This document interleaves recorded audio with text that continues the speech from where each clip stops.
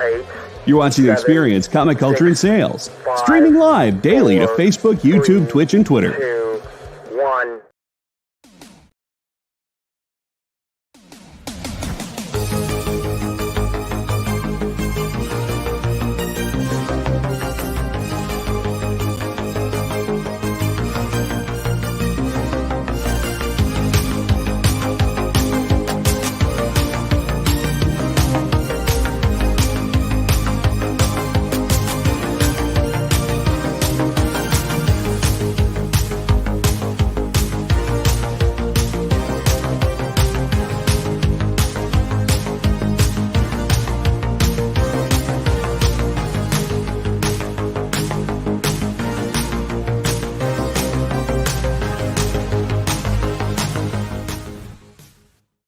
Hey everyone! Hey everybody! To the Comic Book Beardies. We are presenting the second episode of the Geek Chat. I am here with Desmond, my co-host. Yep, aka Blackbeardy. You see it here. Yay. The baby Beardy. Baby Beardy. Baby Beardy. Gotta let it grow. Yeah. So, after 5 long years of our hiatus, we're back. And we are going to talk some comic books tonight. We've got the new Wonder Woman. We've got the new Uncanny Spider-Man, both number 1s. And then some fun stuff with the X books, because I got to, wrong side. I got to talk about the X. I love the X. Me and too. then some Titan stuff. Des and I both grew up with the Teen Titans and the X-Men. So here we are, decades later, still talking about them. Awesome. I mean, yeah. So you are watching this on The Experience, whether you're on YouTube, Facebook, Instagram, Twitch. Give us a like and follow us. And be sure to watch all the shows. You can go to comicshoppingexperience.com to check out all the weekly shows, to see the different creators that are on this channel. And that is also, if you buy stuff from any of us, you go there and you register. Hit the Geek Chat up on Facebook and hit Comic Book Beardies up on Facebook. And don't forget The Experience. So, how have you been? Oh, I've been great. I'm so happy to be back. So happy to be talking to you about comics, and so happy to talk to you about just, pop culture type stuff in general. I know, we're, first and foremost a comic book kind of chat experience, and but we also like our TV and movies, Oh my gosh, yes.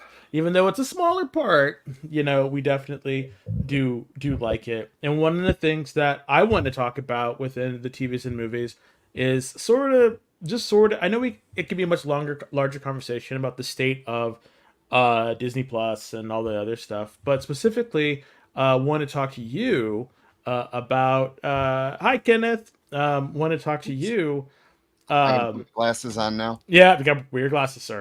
Want to talk to you about want to talk to you about Ashoka.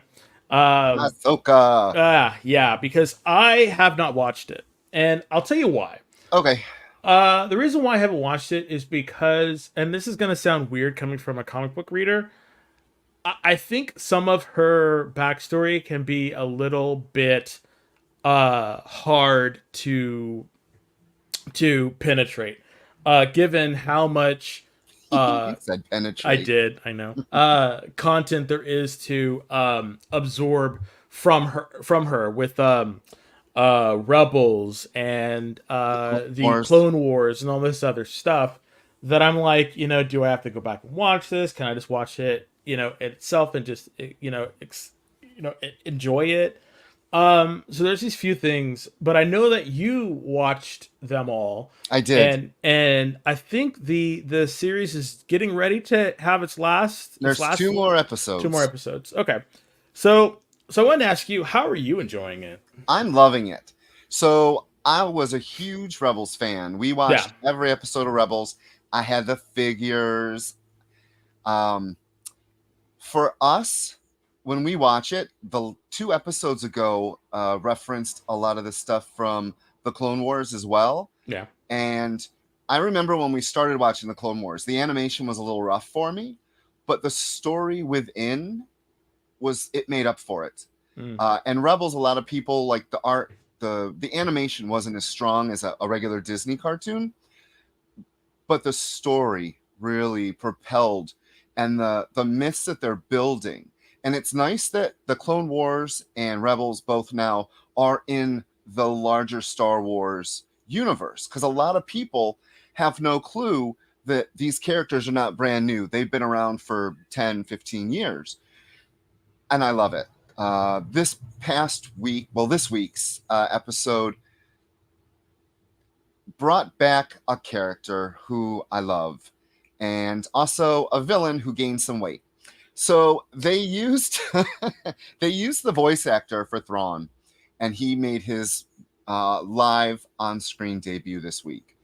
And He's the purple guy, right? Blue Guy, sorry. Blue guy, yeah. And the makeup is very close. They didn't bring the forehead juts out enough for me, nor did they give him a little deeper cheeks. Okay. It was funny when he started walking. I was like, he been in space all this time. Where's he getting all this food? Because he had a little belly, which is not bad. Trust me, we're the Comic Book Beardies. We love bellies. But on an existing character who in the animated was quite thin, like everyone else, Hera was that way too. It was weird seeing some of the alien races brought to life. And like for Hera, she is the green-skinned captain. Okay. She was in Rebels. In the animated series, her tattoos on her horn hair things are more visible than in the live action. It's just little things like that. My biggest complaint, I will tell you, is I feel like head tails. Thank you. Head tails. They're not tattooed enough. I feel like Sabine has gotten dumber. I don't remember her being this, I don't want to say emotional, because her best friend left. But I just feel like she's making stupid mistakes that she wouldn't have made in Rebels. That's my only real complaint. I feel like her character, I don't want to say decreased, but the richness that they did to Sabine, because she's part Mandalorian. She de-evolved her, so to speak. Kind of in the writing, yeah. Otherwise, I love it. The space whales, how Ahsoka's getting to them, like, I'm loving it. The fighting scenes they're pretty good too. Yes, there wasn't much fighting in this last one. Well, I know Hayden Christensen came back. Yeah, came back to Darth Vader, and I saw they de-aged him. Yeah, I saw some scenes with that and him fighting. So I'm kind of that actually goes back to season 4, episode 17. It's the third to the last, because Ezra actually is in this world, and he pulls her out of a fight with Darth Vader. So it was nice to finally see the opposite side of that live action, to where she had to fight her master to learn her final lesson. I don't know. I'm enjoying the hell out of this show. I really am. Yeah, and I don't know why. I don't want to say that I'm scared. Mostly apprehensive to get into Star Wars right now because of how much of a disarray the movies are in. And I do know that you really can't. You really have to separate the movies from the TV, because the TV seems to be a lot more. You're able to tell a lot more, or more.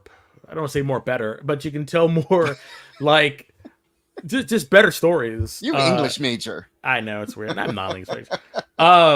Journalism. But but it just seems that the movies were so bad, in my opinion, that I was just kind of worried that the TV shows would be just as bad. So I've kind of like put them off to the side and just been like, okay, maybe I shouldn't worry about it. I mean, but let us know in the comments, is it, are my fears justified, or are they just, the dark side of the force telling me not to, believe in what's going on in the Star Trek universe? Star Wars, sorry. Well, no, because I don't watch Trek. Well, he watches Trek. I watch Trek too, so he is loving. I mean, that Paramount Plus, you got like 7-8 different things to choose from. Yeah, I can't read the comics, but I can't get in the comics, and I try to get in the comics for Star Wars as well. But there's something about the comics. The last comic that I really read of Star Wars that really kind of like float the boat, I guess, was Knight Errant. And that's been an old one. That's not You're even talking Dark Horse, right? Yeah. No, it was Marvel. It was still Marvel. Was it? Yeah, it was still Marvel. It was one of the first ones that they got before they redid the whole new the new continuity and pushed it all the way forward to the New Dawn era, or whatever it's called, where it's after the Fallen Jedi Fallen Order, then there was the ones after that. So it's like the New Hope era right before the Senate takes over, I guess, is the new continuity where they're in right now. So, and if I'm wrong, please let me know in the comments. I know some, Someone's gotta know. Yeah, some Star Wars Wookiee fan is gonna, probably Wookiee fan number 1 is gonna correct me. So, and if you do, that's cool. So what we get in 2 weeks? What? We get the new Loki. Season 2. Yes. You're looking forward to that? Season 2. I am. Did you watch season 1? Parts of it. I thought I wasn't really into Loki as a character. Yeah. Because I never really liked Loki. I know he's like, they're really changing him into an anti-hero, or they have changed him into an anti-hero. And so I watched the stuff that was paramount to what you needed to know about Kang and all that other stuff. Okay. So I watched that stuff, but the actual, like, all the different variations and the variants and stuff like that. I mean, I get it, and I know what happens in it, but I wasn't sure. But yeah, Miss Minutes over Randy's Donuts sign in LA. That's awesome, actually. Great marketing. Yes. So my thought is I'm probably gonna go back and watch those episodes, just to see how Loki and what's her name, Sylvie? Yeah, how they get to where they're going. Because I guess she's kind of like the one of the rogue variants who's going to help unravel this stuff. So, and I'm happy that they're dealing with Timely, because I want to see how that's going to happen, because I wasn't sure if it was going to be something that was going to be in the movies or in the Loki show, but now it's going to be in the Loki show. I'm wondering how is that going to set up, and that's for me, that's a good thing and a bad thing, because you should be able to watch a show on its own merits and not be watching it to see how it's going to figure into a much larger story, So I really hope that it's a standalone story that you can watch, understand what's going on, and it's not just set up. That's my hope. Well, we're going to be reviewing it, but because it's going to drop on Thursdays, we'll always be a week behind. So no spoilers for us. Normally, I just want to warn everyone, this episode, we will be talking spoilers about the books. But for the review of Loki, we won't. I have to kind of take notes, because I am not going to remember the week after what happened. No, you're not. No, you're not. Nope. Unless because it comes out Wednesday night. Right. And so technically we could watch it. It comes out Thursday morning at midnight. So but I don't want to do that to people that are watching us. Technically we could do that. Yeah, but I don't want to do that either. Yeah. Because I want people to enjoy it and to experience it. Quickly, another one that's coming out that I'm super excited for, you're probably not excited for, is the Marvels. Oh no, I'm actually looking forward to it. Don't have a heart attack. Shocked. Don't have a heart attack. Oh, we my will Lord. be going to see this, and we will be doing a review of it. Yeah. I am really. So I loved the Ms. Marvel series, the TV show. I absolutely loved it. Yeah. I did not see all the hate that got it. And, Monica's coming directly from WandaVision, which is great. I'm so excited to see her. Mm-hmm. I remember when she was Captain Marvel. I want to see their powers. I want to see and the explanation of her powers, because they said like, Carol is the blaster. There's different forms of the light, like uh Miss Marvel can make solid constructs. She can a photon can see the light, so it's just like this interesting. I want to see how their powers are going to work in tandem. They're really not marketing her as Photon. No. Monica Rambeau is what she's been. Yeah, they're calling her Monica Rambeau. Maybe she'll get a code name in this one, and this will lead into a series for her. That's what I'd really like. I'd watch a series for her. Well, all right then. So let's move on from this to our number ones for the week. And we have two. Which one would you like to start with, Rich? I'll give you the. Let's do Uncanny Spider-Man. You mean uncanny? I'm a mutant now, Spider-Man. I was telling Rich earlier that it's really kind of funny that when you I got the Scotty Young cover because I like Scotty Young. But anyway, I got it's the funny. window shades. So we decided that whenever you put uncanny on something, it means that mutants are involved in some way. Yep. Now, you can't have it any other way. It's like mutants are in it. But Marvel, bring back Uncanny X-Men. Bring back the damn title. And that school. Just kidding. No one wants the school anymore. I don't. I really don't. Where are we going next? I cannot wait until next month for New York Comic Con, because we are going to be talking about all those announcements. Yeah, I cannot and I'll wait. be there. You will be there? Yeah, I'm going to New York City Comic Con, so I will be there, and I'll be there with my little bells on. He actually has bells too. Shut up. So you're going to give the credits? No, I'll let you do it. You always do the credits. You're always good at it. So Uncanny Spider-Man number 1, written by Cy Spurrier. I'm trying to get to the page. Sorry. Artist was Lee Gerbet. Sorry. Color artist was Matt Mila. And I forgot. We used to say his name all the time. Letterer was VC's Joe Caramagna. Yeah. Because and then Tom Mueller and Jay Bowen did the design. Yeah. It's Nightcrawler pretending to be Spider-Man. And it's because he needs to catch his head. That's pretty much what it is. He catches it. He needs to clear his head given what happened in was it Children of X? No. Or so Sons of X? Cy Spurrier has been writing Nightcrawler's journey through Way of X and Legion of X. Yeah, okay, yeah, those two. Sorry. He's been setting up some big stuff with both Legion and Nightcrawler, and I'm here for it. I loved both of those books. The idea in the beginning was he was going to create the religion for the mutants, and then was basically tortured, turned into this giant demonic Nightcrawler monster who murdered all these people. He was not in control of his body. And now, like Des said, he is in New York City trying to pay his penance. Yeah, and I like it because it opens up, and we're able to experience, Nightcrawler's faith, because Nightcrawler is in himself, a very religious person. He was a priest for a while too. Yeah, and so he's basically had a shaking in his faith, and so now he's trying to figure out what's next in his life. And I think this is really a very big field in which you can reap a lot of fruit from, by seeing what's happening with Nightcrawler. The one thing that I really hope is it doesn't get too maudlin, because that's something that Nightcrawler can do. I do like the baby floaty Nightcrawler thing. That's kind of his Bamf. Yeah, I think it's an ode to a Bamf, but I do think that's Legion.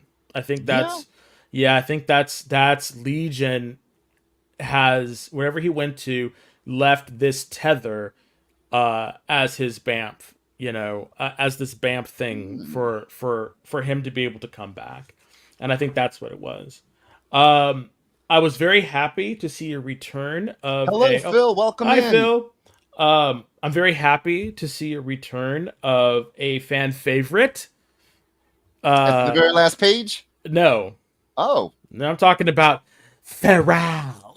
Oh my God, yeah, I feel so bad. So I love her. So when I was okay, so in the 90s when she was created, me and my friends loved her and we called her Feral because Pharrell. Feral for It whatever was before, reason. it was before Pharrell too, huh? Yeah, that's the thing that was crazy. It's like no, her name is Feral. It's like pronounce it right. And I'm thinking we are pronouncing it right. It's Feral.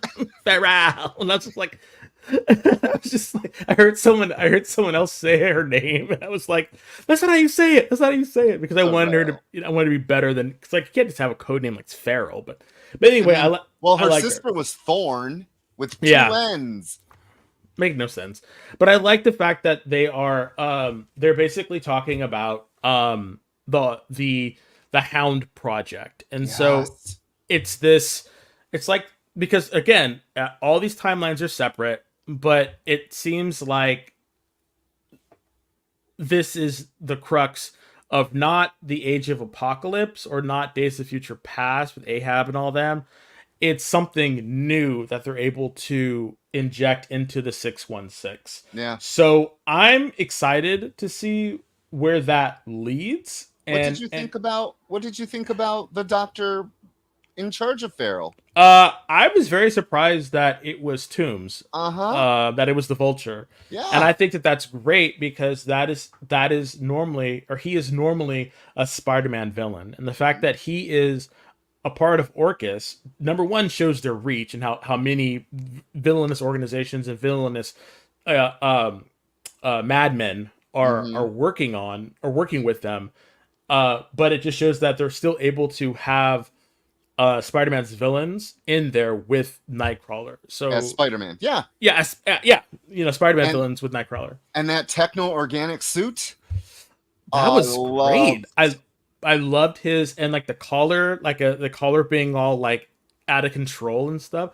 I was the whole book for me was hey Kenneth was a breath of hey Kenneth was a breath of fresh air for me. And the reason why it was a breath of fresh air because there was a lot of like old and new ideas merging together. And I think that's what really made it. And then that ending page, whoa, I know folks don't like Silver Sable.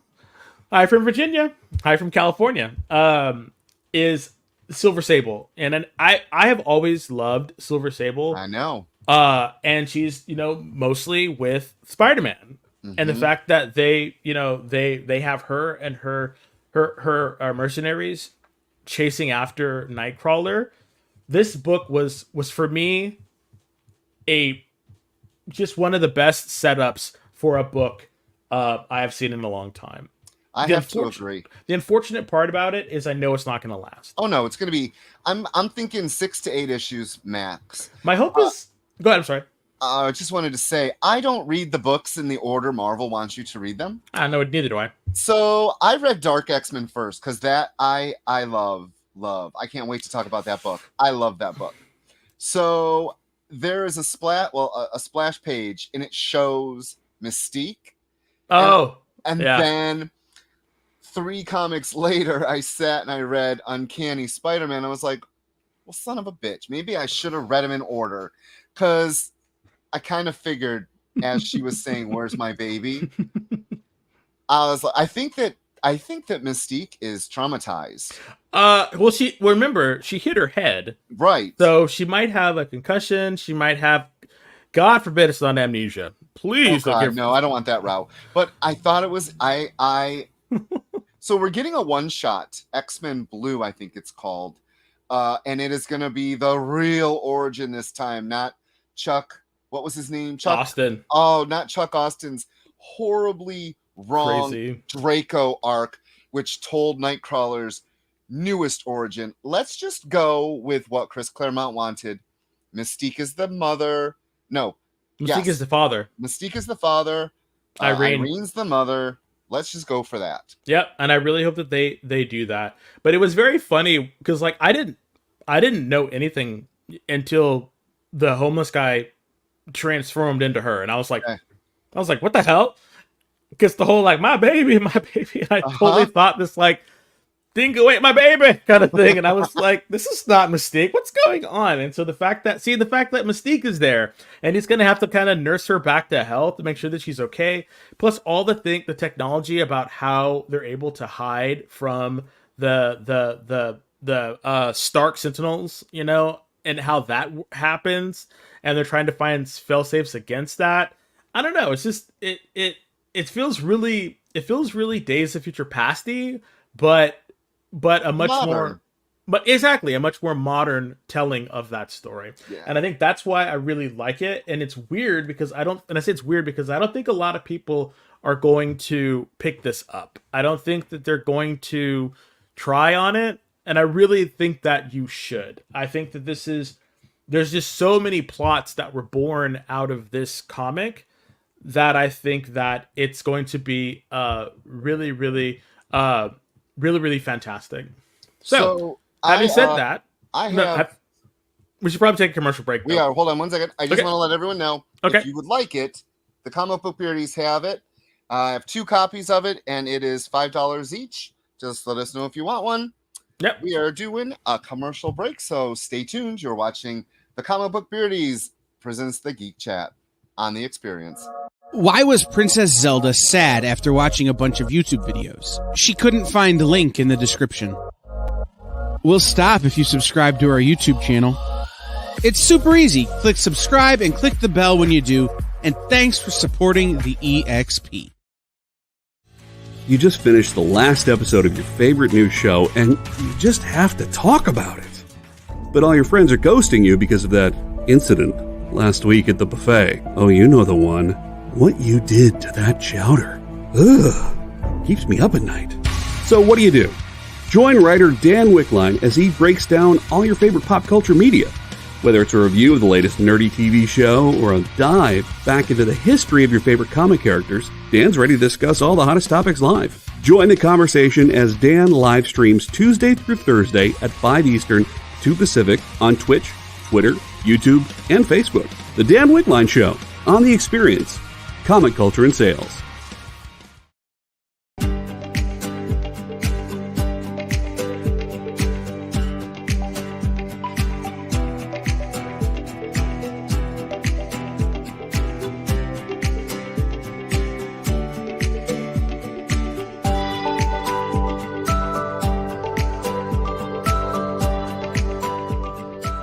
There's something for every imagination at your local comic shop. Visit ComicShopLocator.com to find a store near you.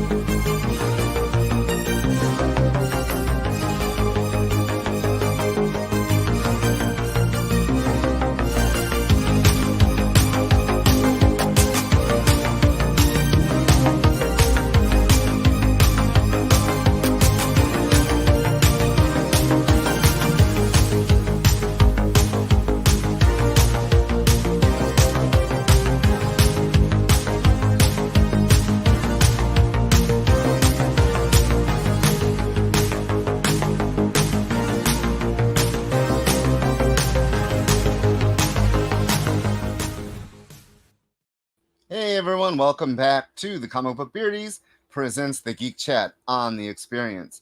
Be sure to like and subscribe to us if you're watching on YouTube. Go to Facebook, give us a like, Instagram, and we're on Twitch. Also, give the Geek Chat on Facebook a like and the Comic Book Beardies. Also, if any of the comics that we're talking about strike your fancy, just let us know, because I'm sure that Rich and Coog of the Comic Book Beardies can basically get you a variant or get you a copy of it if you want to read it, if we've piqued your interest. So we want to be able to allow people the opportunity to read along with us, purchase it, and get into the conversation with us. Yeah.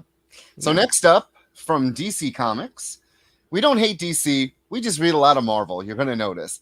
On heavy DC weeks, which is very few in between, we'll Unfortunately. review more. But this week, one of my favorite characters, thanks to Linda Carter, came out with a brand new #1, Wonder Woman #1. I got the Art Germ variant because I love me Art Germ. I got the base one, because I base. like the base one as well. So it was written by Tom King, penciled by Daniel Sampre. Yeah. Tamu Moret is the colorist, and Clayton Cowles was the letterer. Yes, so Tom King starts a brand new Age of Wonder Woman. Her book has been rebooted more times than DC continuity. yeah, basically. So we have a brand new #1, and Wonder Woman is in it for 5 pages. They're setting Maybe. up the world, okay? And while I liked the book, and I'll continue to read it. I think it was a strong start. Oh yeah. It's a very interesting way to start. Yes. Because I think, and I like that we have both these books together, and I mean that with Uncanny Spider-Man and Wonder Woman, because you can definitely see two approaches into building a narrative around a character. You know, Uncanny Spider-Man, basically, you kind of had to have read what came before and the surrounding stuff around Kurt Nightcrawler in order to really, fully get it, but you didn't have to, because of the beginning book, the little thing at the beginning of the book, and the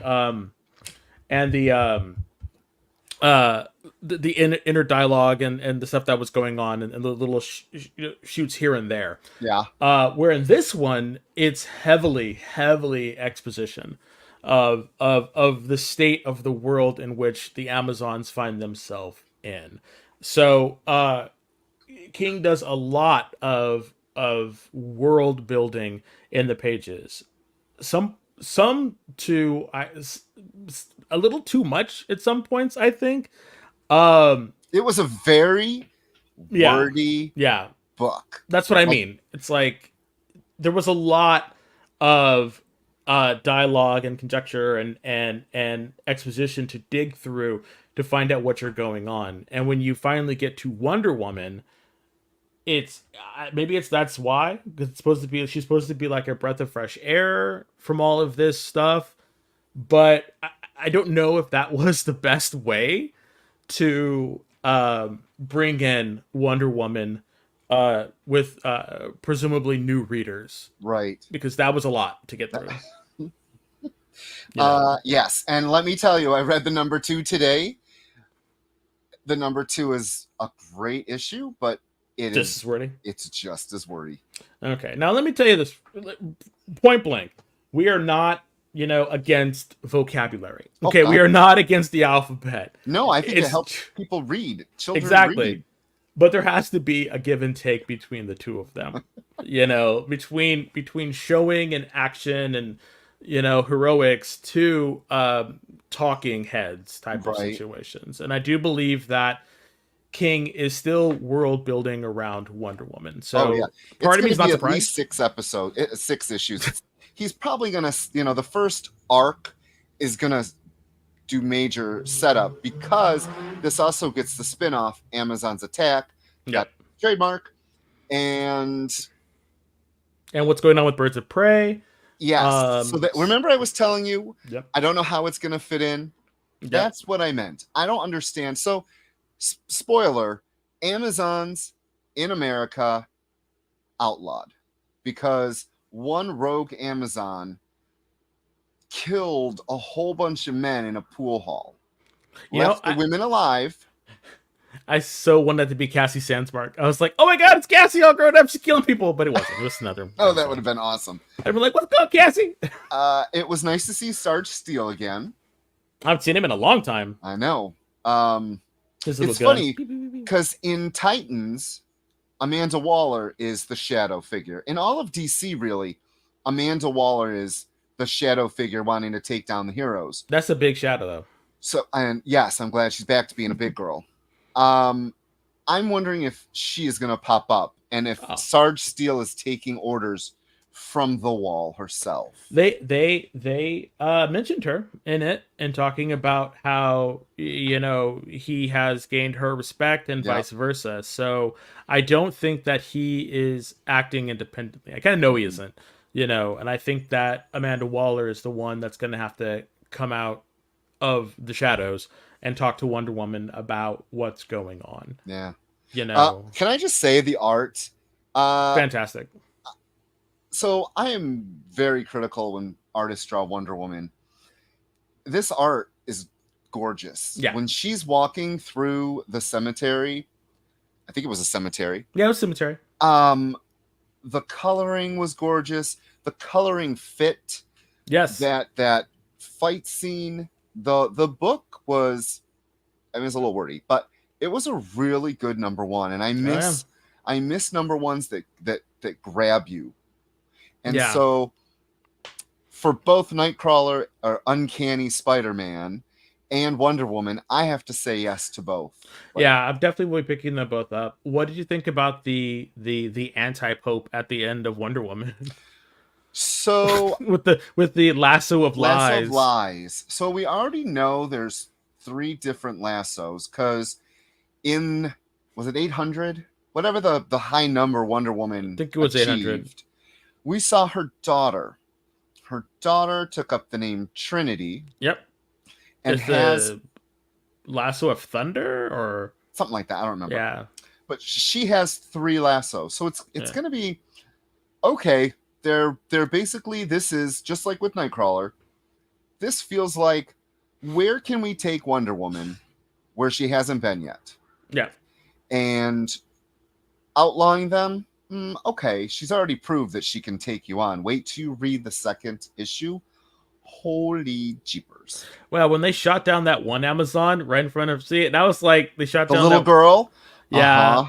Yeah, and I thought that was really cool. Like, representation matters. It was like a lesbian couple, and they shot her down. I was like, wow.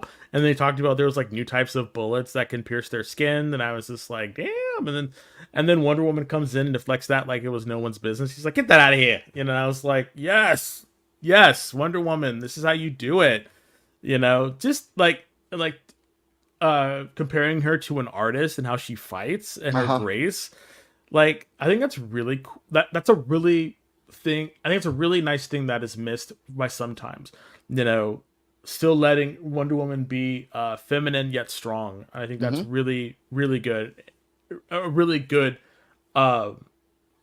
fit, and I'm glad that Tom King didn't take that away as well.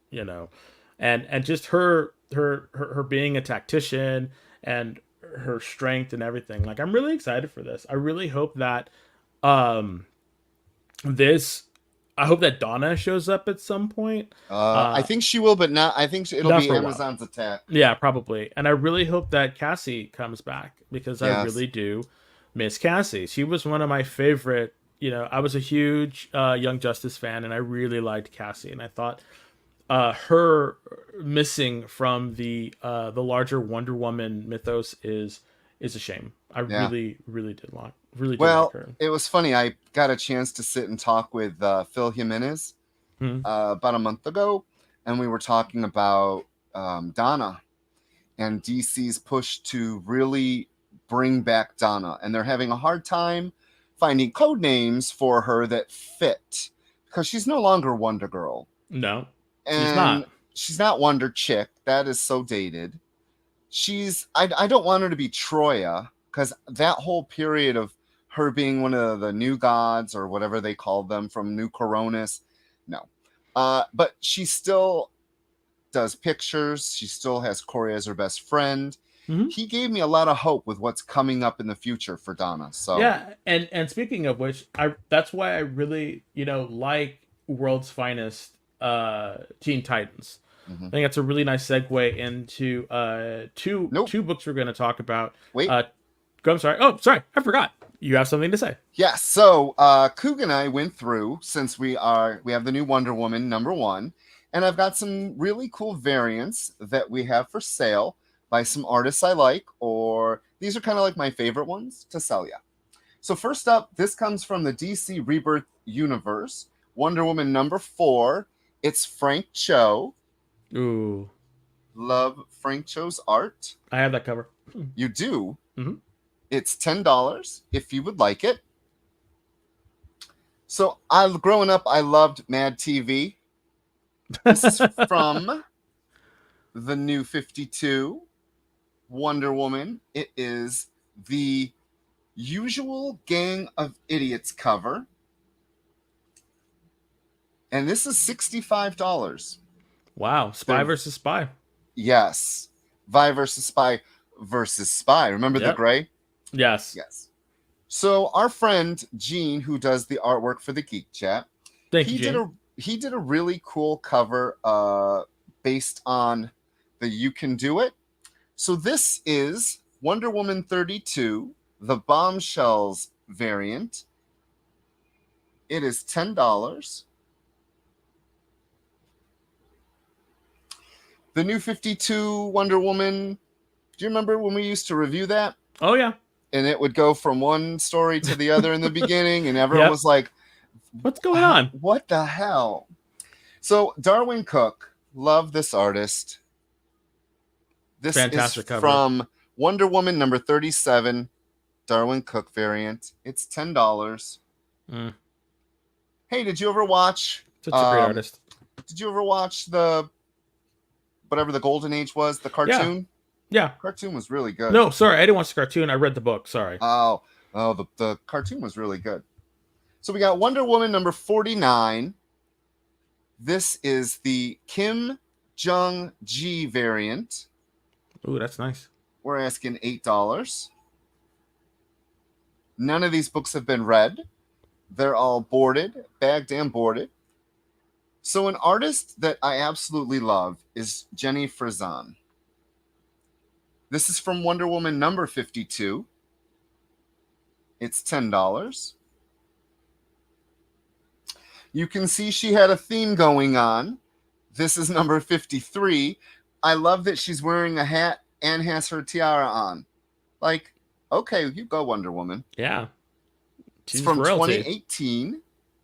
That's $10. All right. This is Wonder Woman 63, Carmone Shirahama variant. Wow. And that's $10. And then I can't sell you some comic books without selling you one of my favorite artists, the Art Germ. Fantastic. This is Wonder Woman 65. $8 for that. Art Germ again, #64. Oops, wait a minute. I forget it's backwards. There we go. We got it. $10 for that. And then you love this artist, Carr Andrews. Fantastic. This is $5. He did a really good job on this one. I've always liked her better in the gold than the silver. Really? Yeah, I have to agree. I always liked the gold. During the New 52, when she switched and it was silver and the weird bodice, no. And then, do you remember when David Finch gave her that weird long pants and it had the giant knife thing? It was so 90s. It's like, why are we going backwards? Stop it. But I do want to say, in the new book, the way that Daniel draws her, she looks great. Like that is a very strong yet feminine Wonder Woman. Yeah, I just love her. Love it. And like the muscle Love structure. It. Really good. Yes. So do you want to do the Titans? Yeah, so now we're going to move into Titans. World's Finest Teen Titans, issues 2 and 3. We're going to talk about them because I really like the World's Finest titles. oh, I got this version. This is number 2. I got the normal version. I had to get. So I love Donna. I had to get Yeah, this, and it's I by know. Doc Shaner. I didn't see it. So. Oh, I love And it. then I got this one too. The party Yeah. at the con, Teen Titans Con. Yeah. So if you were not reading the World's Finest. the world's finest DC titles from Mark Waid, you are missing out. And the reason why I say you're missing out is DC has allowed him to craft a section of DC that, in my opinion, it's an Elseworlds. Let's just be It is very clear. much an Elseworld. It's an Elseworlds, in which it's that classic 80s kind of vibe that you're getting with But set these now. stories. But set now. It's very contemporary, but the what's the term? It's on the tip of my tongue. The ideals and the thinking is rooted in that sort of classical bronze silver age kind of mentality. And I think that's what I like about it. You've got the classic Teen Titans with a couple of new ones, like Bumblebee was not a classic Teen Titan, but her inclusion just feels right. And it feels good that she's in there. And it's, Wally West, you got Donna, you got Aqualad, Speedy, Robin, Dick Grayson, Robin. So and let's not forget, you've got Mal, who was introduced, who And has Mal- already been shown on the cover of one of the upcoming issues to be in costume. Yep. You also had Charlie Parker, the Golden Eagle, Hawkman's protege, who is. Yep. I wish we got him in like just one panel in costume. The thing is, that's what I like about this is it reminds me, and this is what's crazy, is this reminds me of classic Legion of Superheroes. And, no. How he's writing the teens. It's like how he's introducing these characters that have this really rich history that he's bringing back and reintroducing them and adding to the mythos of these characters. And that's what I like about it. Like the animosity between Dick and Roy Harper. They're kind of like antagonistic relationship. Wally West immaturity. Donna's like, oh, I'm first time away in man's world, and Aqualad not really understanding what's going on, and seeing Lilith and that's what I mean. It's new and contemporary, but it's old at the same time, and it has that sensibilities. That I really like, and seeing them being all mad at Dick because he doesn't have he hasn't told them his real name, but they all know their real name. And then Bumblebee's like, I can't, like, you all know my name, but you can't let anyone else know. And so there's these things about identity. It's just really good. She's freaked out now in 2 issues. So I'm curious as a reader as to why is she freaking out about her? Who is she, and what is so important to her secret? Yeah, did she steal it? Her technology.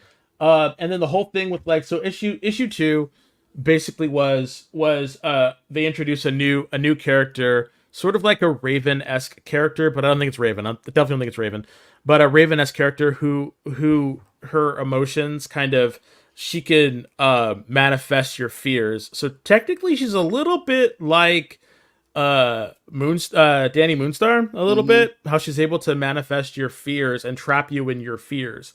And I thought it was fantastic that it was Gar who said, hey, I've been there with you, people called me this. And so it was like able to tap into that, like, teen angsty about, like, you don't have to do this, I can help you. And it was solved through like talking it out and stuff like that. It's a really like good way to do that, and like leaving them there to help out, and just And such then a really 3 good read. introduces another brand new villain who The can is toy kid, or it was like a version of Toy Man, because he has the ability to turn toys, give Toy Boy. Toy Boy. Yeah, he has the ability to basically, like Toy Man, uh turn make toys come to life, basically. And so they're at this convention that Roy set up, That because he wanted to get the word out for publicity, because he's all about publicity. And right, and the mentor Batman will not allow his protege Robin to go because he thinks it's a bad idea. but it was Golden Boy, uh Golden the Eagle. Golden Eagle, thank you, that kind of tipped him off as to what was going on. Right. So it's just these little callbacks that longtime readers will get and understand, but it's not so much that people, it's not impenetrable. It's good for new readers as well as established readers. Because I know you really grew up I with did. I loved Teen them. Titans. I did as well, but I came into it a lot later than you did. Um, Much like reruns, you watched it first run of those 60 shows, and I watched the reruns. It's kind of the same That's thing. true. I remember before TV. So Yeah. let's do this real quick. We have to give, huh? Yes, Beardy Coo says I was one of the people doing cave drawings. Yes. So the writer is Mark Waid. Yes. The artist is Emanuela Lupacino. Fantastic art. Colorist is Jordi Belair, and the letters is Steve Wands.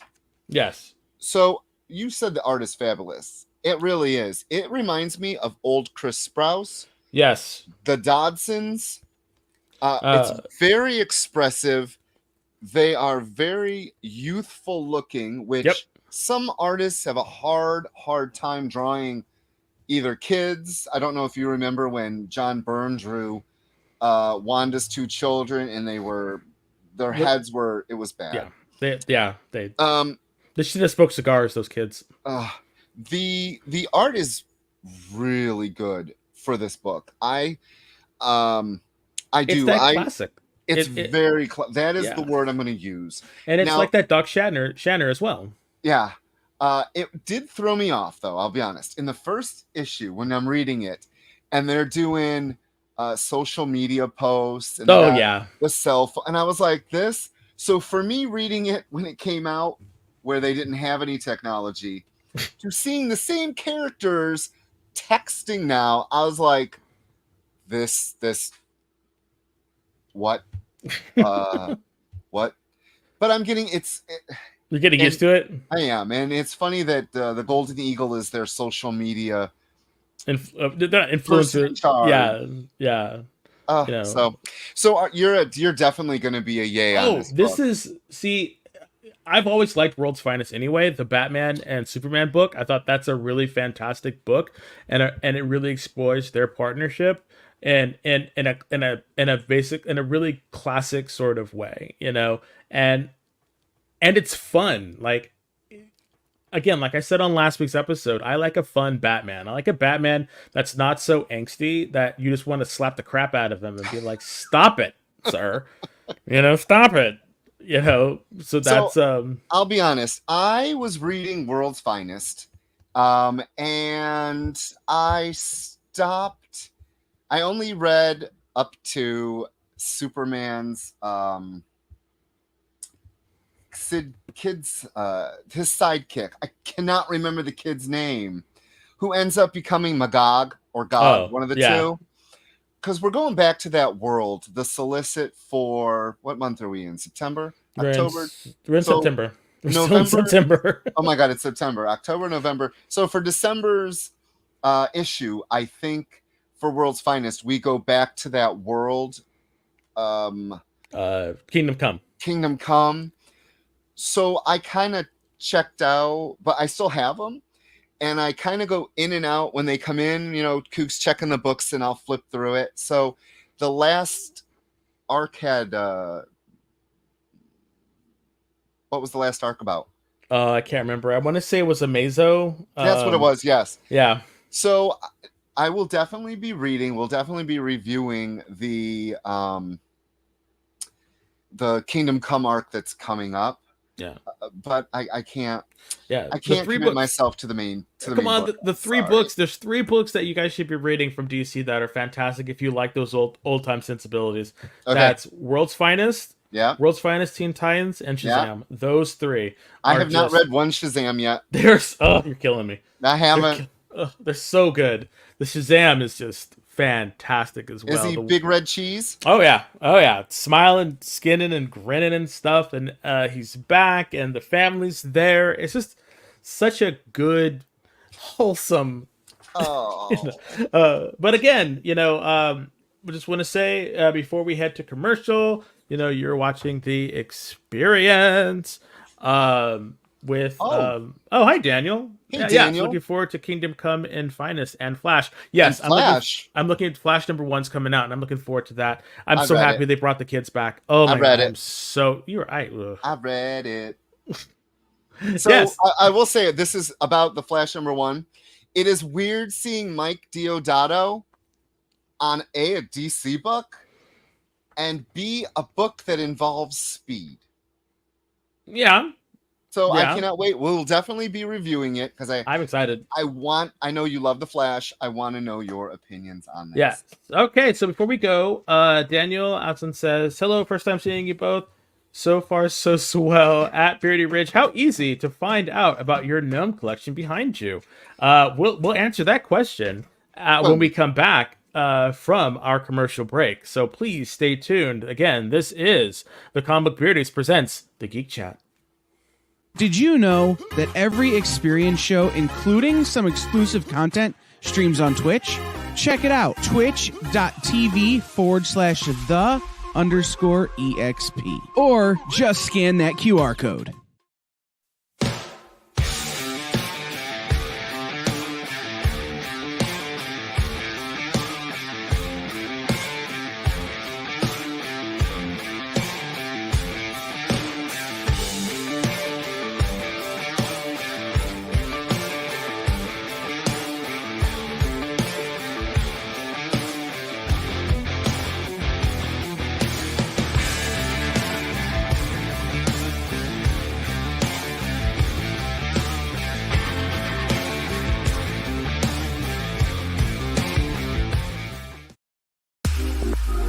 You know how when you go to Comic-Con, after Comic-Con, you go to the hotel bar, and there's a whole bunch of people playing music and dancing, and you've got Pikachu and Lara Croft Tomb Raider doing the cha-cha slide just down from Deadpool and Batman and Wonder Woman? That's every Saturday night over on the Experience Twitch channel. Join Taji Beats for the EXP Dance Party, exclusively on Twitch, twitch.tv/the_EXP.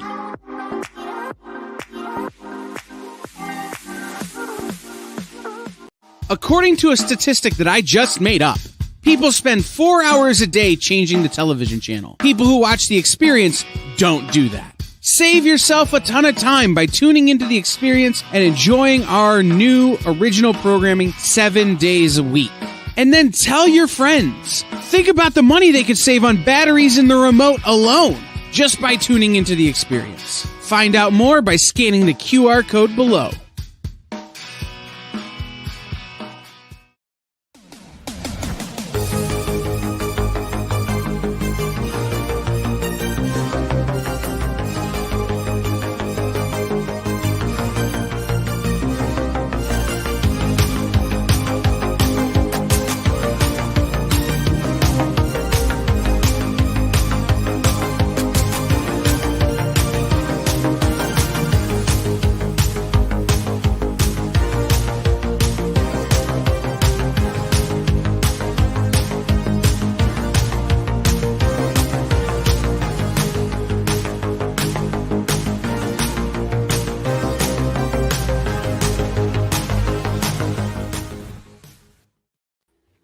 Hey, oh Lord! Hey, welcome back.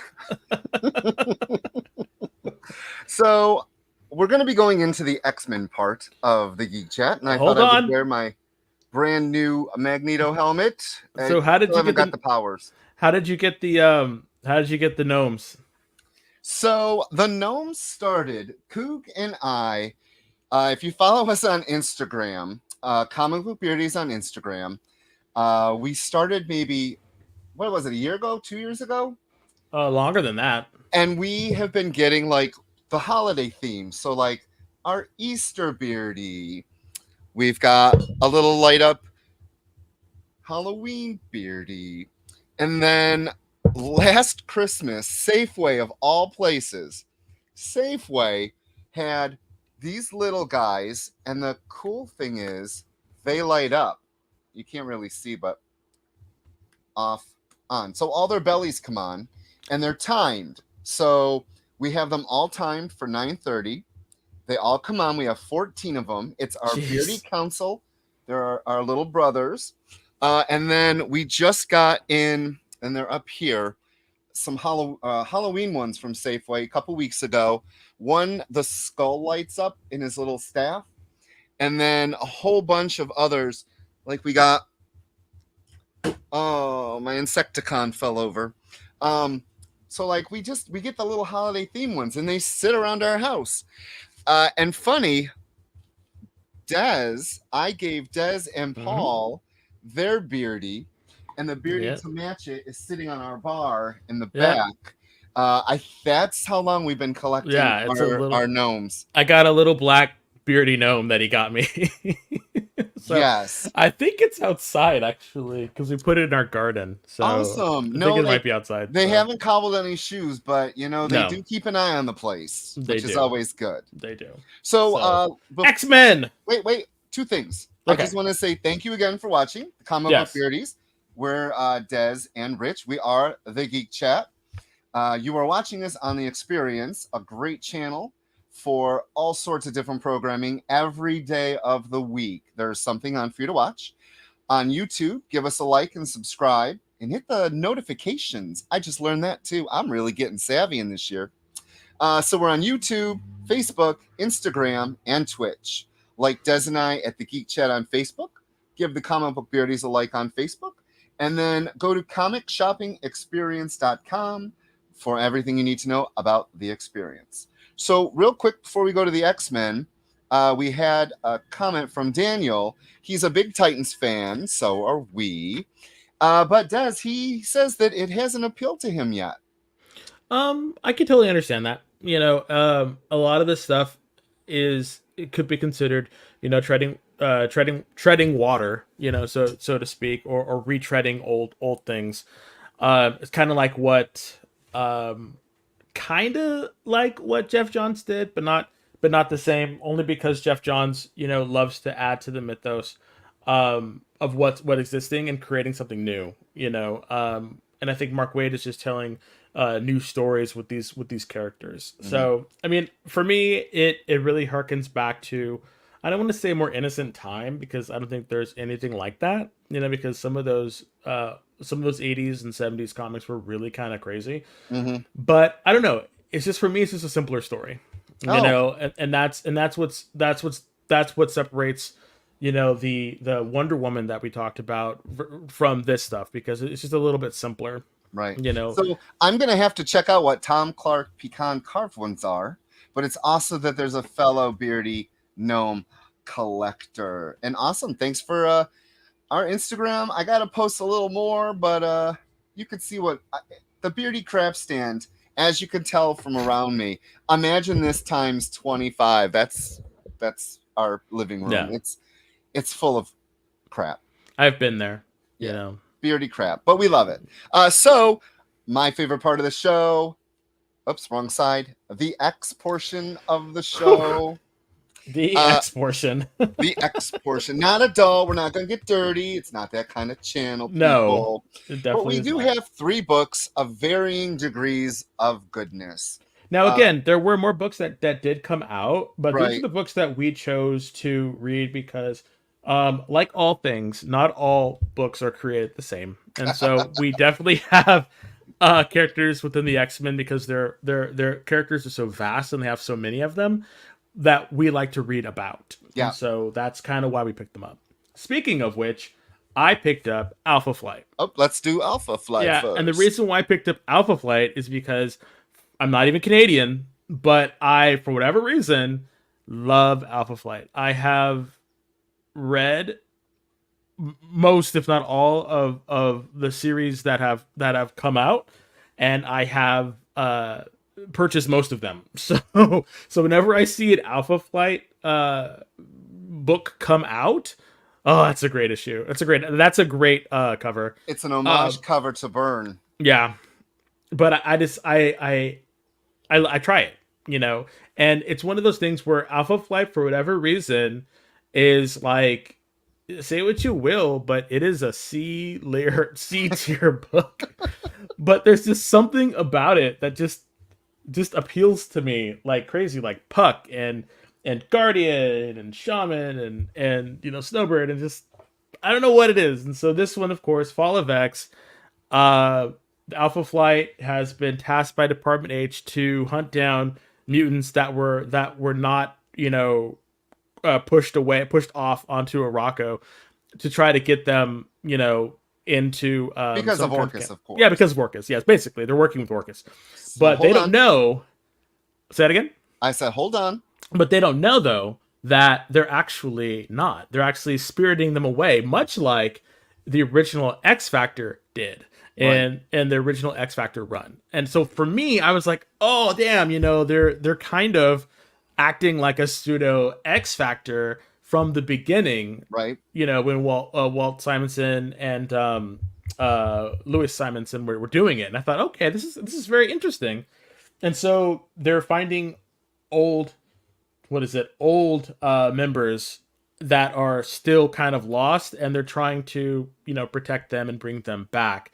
And I love that Box's son is helping out, as he's used old Box technology and turned them into a mixture of Sentinel / Stark Tech. Right. So they reintroduced Box as these sort of mutant hunting robots. So it's been an interesting read so far. I will stick with it because I'm an Alpha Flight fan, but it's definitely not one of those books that's gonna change anything or make anything. Like, this is not going to, not going to have tons of super revelations in this book. Right. You're basically reading this book to see those old characters and see them still be relevant in a modern X tie-in. So that's why you're reading it, and that's why I picked it up. If you're an Alpha Flight fan, you will definitely love it. If you're not, and you're just kind of on the fence about what's going on in your X-Men crossovers with regards to Fall of X, then you could probably skip it and just be just fine. But or if you're a fan, or read the trade. What about you, Rich? What did you think about it? So first, I want to get Ed Brisson was the writer. Yes. Scott Gadalewski is the artist. Mm-hmm. Matt Mila is the color artist. Mm-hmm. And VCs, we love VCs. Travis Lanham was the letterer, with Tom Euler and Jay Bowen once again doing the designs. Yeah, the Krakoan design. Like you, have always been an Alpha Flight fan. There's just something about it. And I think one of my earliest issues of Alpha Flight was covers drawn by Mike Mignola. Yep. That's what got me in. This is why covers are important. Yep. I wasn't reading Alpha Flight, and I picked it up because of a cover. Yep. Of an artist I liked. Mm-hmm. And I was like, who are these people? What's Beta Flight?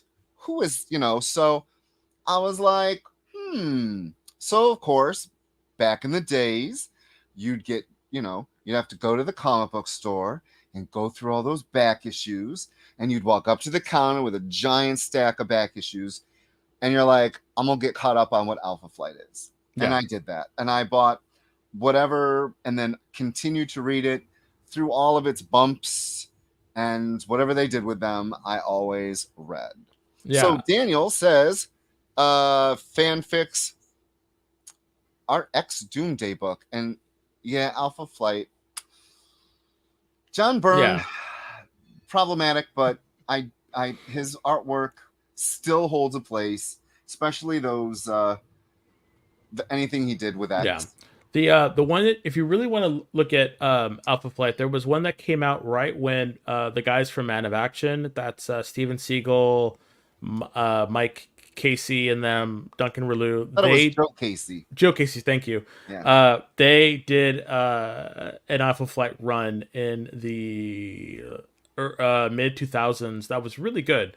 So if you haven't read that one, that might be something to take a look at if you're really thinking about, wanting to catch up on an Alpha Flight storyline. That was really good. We got to meet Man of Action. They were A couple really nice times. guys. Really nice people. So yeah, I don't have anything much to add about what's going on. You hit all the bases.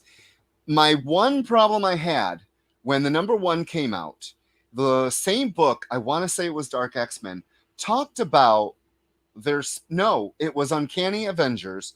Pietro had ran people to the Canadian border. Yes. And then I read Alpha Flight.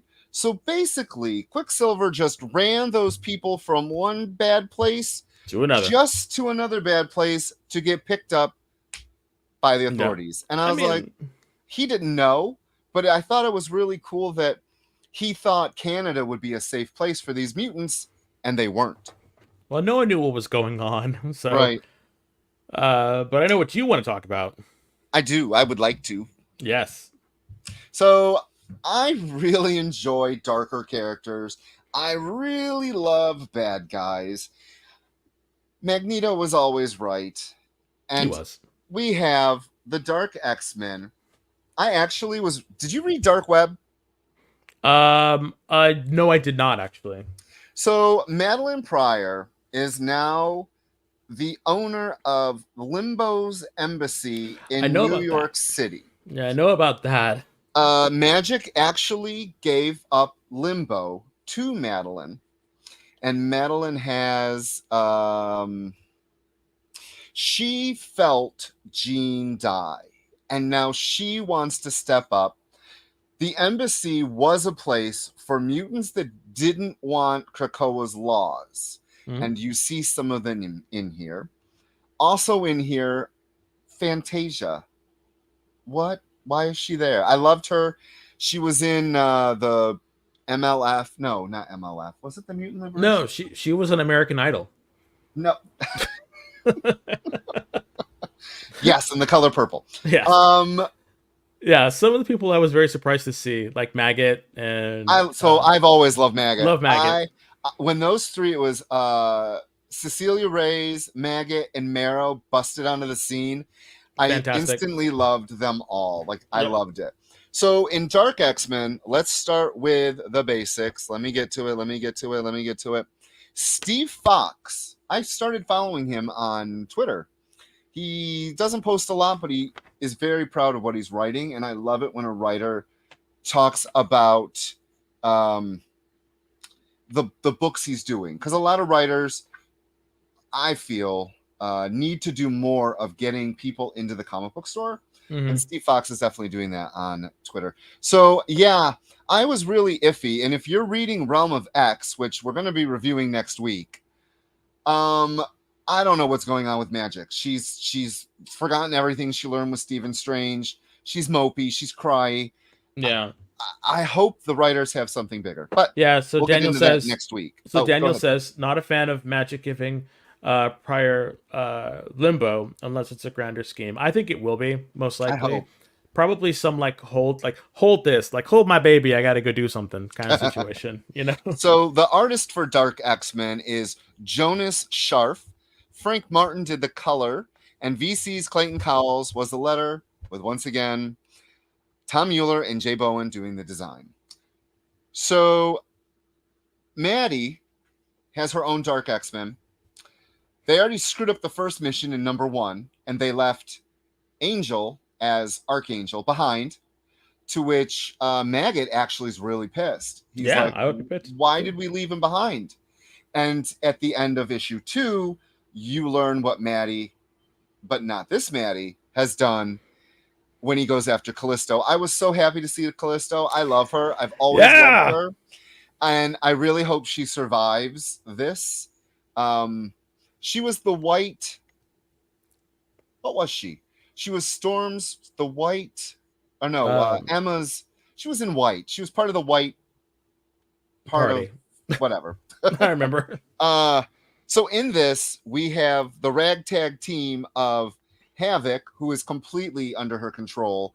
That man is so p-whipped. It is crazy. We Yeah. have Gimmick.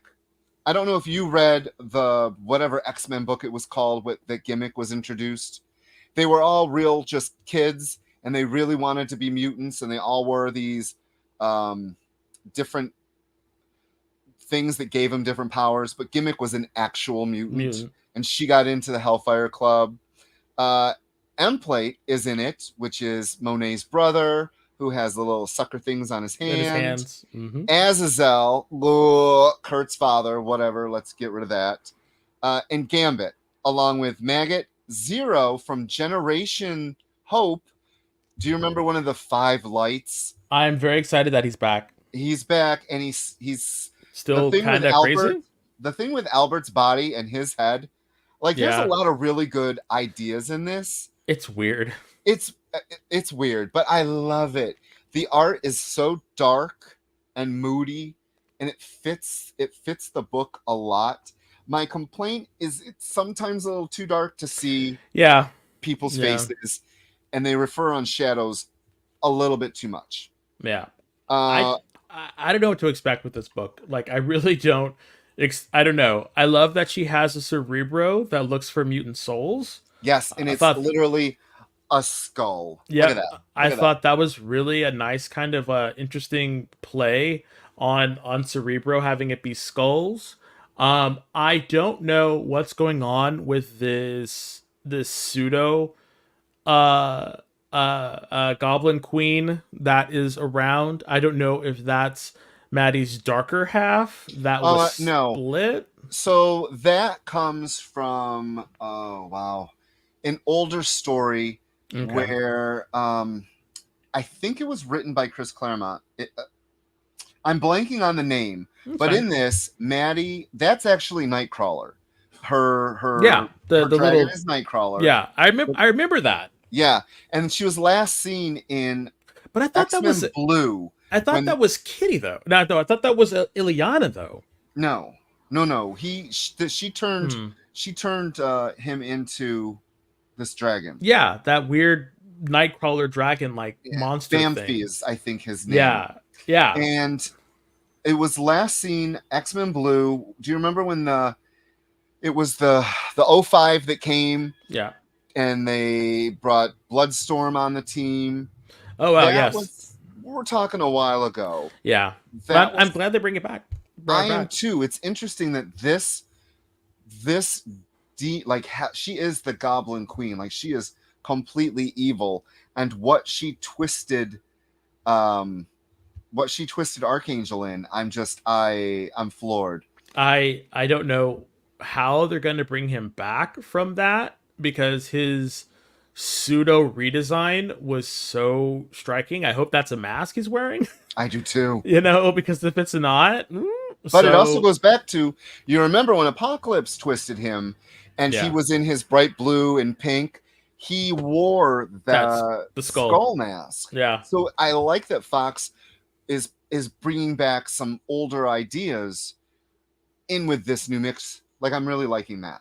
Yeah. I'm interested in seeing what they're going to do. And I love that she says, to me, my X-Men, and she's trying really hard to kind of encapsulate, Charles' ideas in a very new and weird way, so it is like a dark mirror version of the X-Men. Mm-hmm. I don't know what's going to happen. Like, Gambit's there, and, they're just there. And I'm like, I don't know what's going to happen. Like, I really don't know what's going to happen in this book. This book is just, for me, it's like that kind of like dead zone, because I have no idea what's going to happen in it. Like, it literally can go anywhere at any time. But that's the fun of comic books. Yeah. And that is why you and I have talked about comic books for the last over decade. Yep. Because they just bring something out in you. And I love these characters so much. And when these characters like Feral, they mean something. And now that the resurrection is no longer an option, which how is Mags coming back? that I don't know. I don't know anything that's happening in the future. Legion. But if you notice something real quick, we got 9 minutes, and I still want to talk about Uncanny X-Men. I mean, Uncanny Avengers. It's the same thing. But I just want to say, did you see the upcoming one shot about the O5 coming back because Jean sends them? Because there is the Phoenix comes back. One of the Phoenix sends these out of place X-Men to our time because one of the original 5 has gone bad. Okay, Beast gone bad. We just saw Archangel go bad. Like, pick one. Who's gonna like?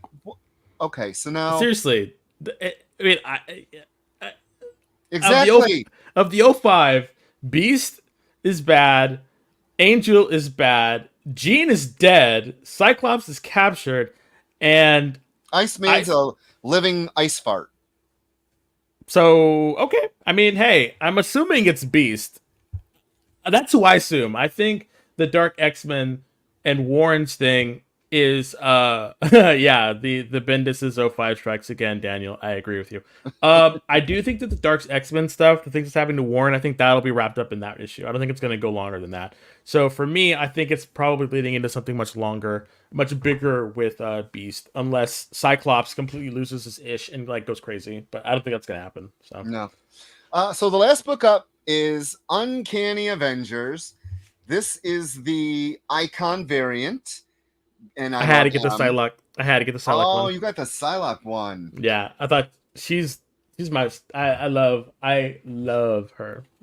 So Jerry Duggan, the writer, Javier Garron, I believe. Sorry if I butchered your name. Is the artist. Yeah. Maury Hollowell is the color artist. VC's Travis Lanham did the lettering, and Tom Muller and Jay Bowen did the design. I got the Garron Icon. I don't know who did your Psylocke. Let's see. And I agree with you, figure drawing. Everyone does go bad. Everyone does die. Everyone comes back. And oh my God. Does the really cycle never stops. And that is another thing I love about the X-Men. We could go back and name every era's different, Days of Future Past, the Extinction Agenda, the Executioner's Song. And now we have House and Powers to play with, and it's coming to an end. The Fall of X. It's comics. I love it. I don't know. It could be David Nakayama, but I don't think so. But I don't know. But yeah, Psylocke is great. So yeah, it's Nazis. It's Nazis, everybody. It's Nazis in this book. Nazis. I think that I think the rumor mill saying that Captain Krakoa is Nazi Cap. I think everything that he's doing kind of leads to it, with him breaking out the Strucker twins, who I think are fantastic. I've always loved the Fenris twins. Do you remember when she died and he took her skin and wrapped it around the hilt of his blade so he could still access his powers? That's how twisted these MFers are. Yeah, and I think that whole scene where he went in, where Captain Krakoa, still in his face, went into the shower with his sister, and he was all angry, like, that's my sister. And I was like, you're not mad because he's doing with your sister. You're mad for some other reason. Yeah. And then Blob saying, like, oh, we should be working together. And then Wild Child. Blob was too small. Not Wild Child. Wild Child's from Alpha Flight. Yeah. Wild Side. And that 90s costume he's still rocking. I love it. Now, the Blob is too thin, and I hate his costume.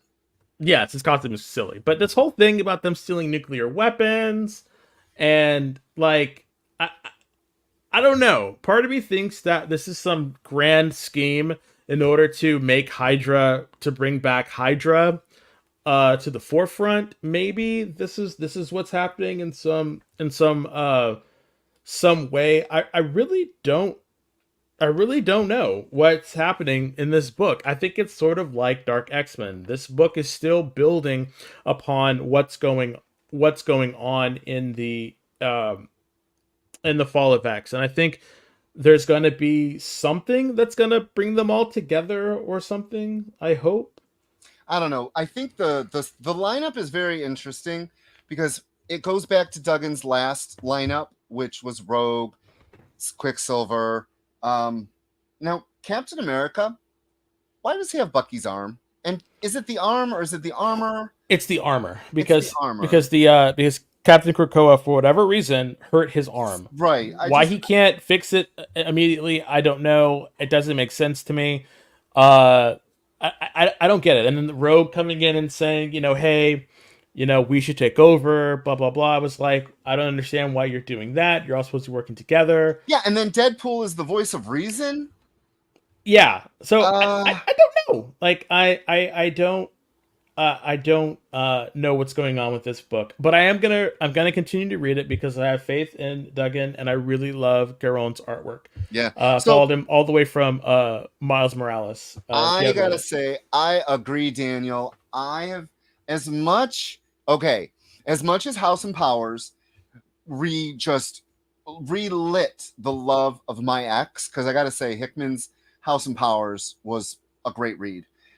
I'm sick of the Kumbaya, all mutants, and then we get the death. Because don't we have Fall of X and Powers of X? Isn't that the next big thing coming out now? That's supposed to be the... No, it's... Yeah, we're gonna get it. They're gonna let us know in New York next month. Yeah, it's gonna be the big ending crossover that's supposed to end all this. And then you know what's gonna happen? What's gonna happen? Wanda's gonna wake up and no. What's gonna happen is... We gotta wrap it up. No. What's gonna happen is Jean's gonna wake up in the school and Scott's gonna come out of the shower and say, huh. And she's I just had the weirdest dream. I just had the weirdest dream. And seriously, and Xavier's going to call them all down for like school, for classes and stuff. I'm telling you, that's what's going to happen. Okay, we'll see. So thank you for watching. The Comic Book Beardies presents The Geek Chat. I love doing this. I love talking about comics. We could go on for hours. But at 7 o'clock Pacific, 10 o'clock Eastern, it's Sketch Up with Mog and Mel. And they have special guests, Philip Russert and Paulo Ricardo, and Philip will be giving away bundles of comics worth over $100. So tune into them.